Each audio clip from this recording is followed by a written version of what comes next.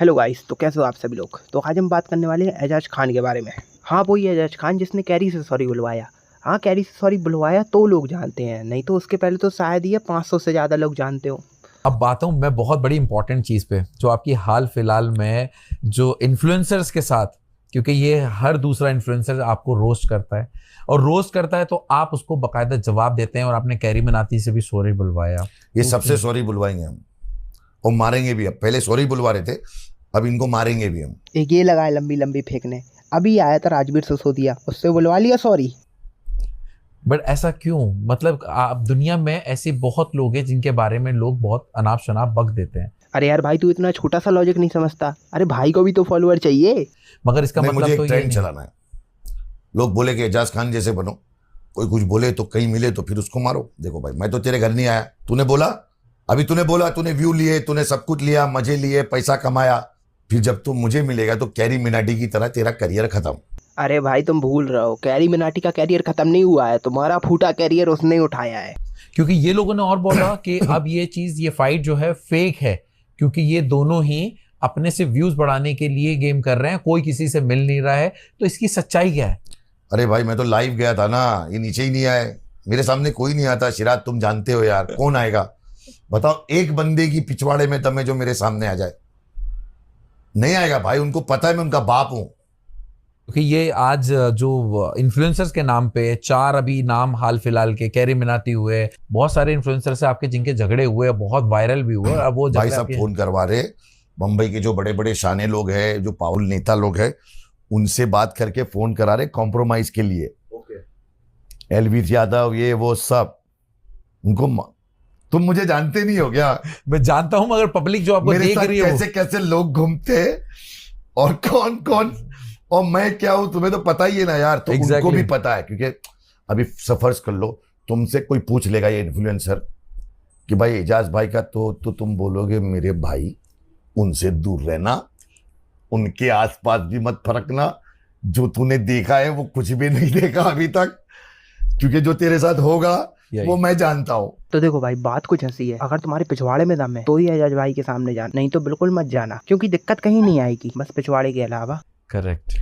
तो लोग वही बोलते हैं, तो इन लोग की पटपट के पुंदी हो गई है। वो पूरा जा बच गया। वो ओपा में पार्टी कर रहा था, मैं शूटिंग कर रहा था नासिक में। अच्छा। ओपा में लड़के लोग गए, उनको उससे पूछना, पूरब जा से बाउंसर लोग हाथ जोड़े, उसको पीछे के दरवाजे से भगाए, उसको बोले कि आप निकल जाइए। पर ये झगड़ा कब तक चलेगा? जब तक मैं इनको मारूंगा नहीं। मतलब आप इन सबको मारेंगे? सबको मारेंगे हम। अब उन लोगों को मारेंगे जो आपके खिलाफ हुए, जो मेरे खिलाफ। बाकी यूट्यूबर से मेरा कोई लेना देना नहीं है। जो मुझे नहीं जानते हैं और जबरदस्ती मेरा नाम लिए है, वो सबको मारूंगा। तो गाइस, तुमने देख लिया कि एजाज खान कितने गुस्से में है। तो चलो यार, अपन बढ़ते हैं नेक्स्ट न्यूज की तरफ और अपन बात कर लेते हैं राजवीर सिसोदिया के बारे में। तो भैया उन्होंने रिवील करके बताया कि अगर उन्हें कोई हाथ भी लगा देता तो क्या हो जाता। तो भाई ऐसा है, कुछ भाई हमारे छोटे छोटे मुझे देख के इन्फ्लुएंस ना हो कि अकेले किसी दूसरे स्टेट में, दूसरे एरिया में चले जाओ, क्योंकि उसके लिए जिगरा तो बहुत चाहिए ही चाहिए, लेकिन जिगरे के साथ साथ कभी कभी पिटाई भी हो जाती है। ठीक है, तो मैं आज तुम्हें अंदर की बात बता रहा हूँ। नेताजी तो हमारे जानते ही होगे तुम, बृजभूषण जी, और ये हमारे कटप्पा हैं बृजभूषण जी के स्वप्निल भाई।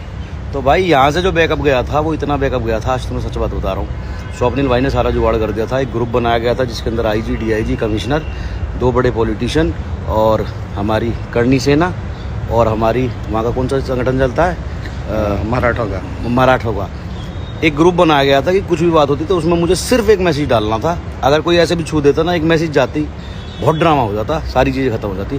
तो थैंक्स टू स्वप्निल भाई और शुभम भाई का तो हमेशा सपोर्ट आपने देखा ही होगा। जब कुछ भी हुआ तो शुभम भाई साथ में खड़ा मिला हमारे, ठीक है। तो भाई अंदर की बात ये है, जब तक बैकअप नहीं है ना, तब तक कुछ भी नहीं है। तो गाइस, जैसा कि तुमने सुना कि राजवीर भाई बोल रहे हैं कि कोई भी भाई मेरे को देख के इन्फ्लुएंस नहीं होना। तो गाइस, 2 दिन पहले मैंने एक स्टोरी डाली थी, उसमें मैंने लिखा था, भाई मैं बहुत खुश हूँ कि तुमने फाइट नहीं की, क्योंकि भाई तुम्हारे जो फॉलोअर्स हैं और फैंस है ना, जो देखेंगे वो ही सीखेंगे। जिसको जो बोल रहा है बोलने दो भाई, ट्राई करो कि तुम्हारे फॉलोअर्स अच्छी चीजें सीखें। तो गाइस, ये सब लिख के मैंने राजवीर भाई को टैग करके स्टोरी डाली थी। उसके बाद राजवीर भाई ने क्या बोला वो आपने सुन ही लिया। और गाइस, डिस्क्रिप्शन में मेरे इंस्टाग्राम की लिंक है, तो जाके फॉलो जरूर कर लेना, क्योंकि मैं वहाँ वीडियो का अपडेट वगैरह देता रहता हूँ। एक स्टोरी और लगाई राजवीर भाई ने, तो वो भी आप देखिए। तो कहने का मतलब ये है कि कभी बोल भी रहे ना अकेला हूँ, या अकेला दिख रहा हूँ तो अकेला कहीं भी नहीं हूँ, पूरे हिंदुस्तान में किसी भी क्षेत्र में चला जाऊँ अकेला नहीं हूँ, ठीक है।